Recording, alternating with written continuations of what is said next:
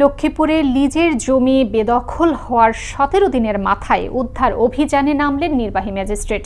সোমবার বিকেলে লক্ষ্মীপুর চকবাজারের অঙ্গশোভা ভবনে অভিযান চালিয়ে বন্দোবস্ত সূত্রে পাওয়া জমিতে আল মামুন পোশাক বিতান নামের দোকানটি সরকার দখলে নেয়। জেলা প্রশাসকের নির্দেশে অভিযান পরিচালনা করেন সদর উপজেলার নির্বাহী অফিসার আরিফুর রহমান ও সহকারী কমিশনার ও নির্বাহী ম্যাজিস্ট্রেট অভি দাস। সাহেব আমাদেরকে আশ্বস্ত করছে যে আমাদেরকে নোটিশ দিবে, আমাদের কর্তৃপক্ষ সমর্থন করার সুযোগ দিবে, দেওয়ার পরে এটা যে ব্যবস্থা আইনি নেওয়া লাগে নিবে। এবং আমি এটাও বলে আসছি যে যদি এখানে সরকারি কোনো জায়গা থাকে, খাস থাকে, তাহলে সরকার নোটিশ দিলে সরকার আসি ভাঙা লাগবে না, আমরা নিজেরা এটা অপসারণ করে দিব।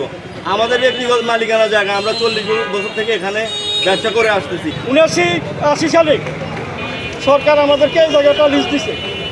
সেই থেকে একশানা লিজ হিসাবে আজকে প্রায় আমরা 54 বছরেরও বেশি সময় ধরে এখানে দোকানদারি করি। প্রথমে টিনের দোকান, পরবর্তীতে কাঠের দোকান।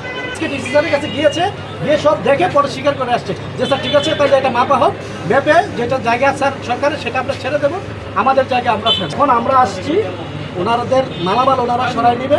আমাদের শাটার ছিল, ওই শাটারে আমরা আমাদের তালা লাগাই দিয়েছি। এখন ওনারা ওনাদের মালামাল সরাই নেবে, সরাই নিলে আমরা সম্পূর্ণ জায়গাটা যে লিজে ছিল তাকে আমরা বুঝিয়ে দেবো। এটা হচ্ছে আমাদের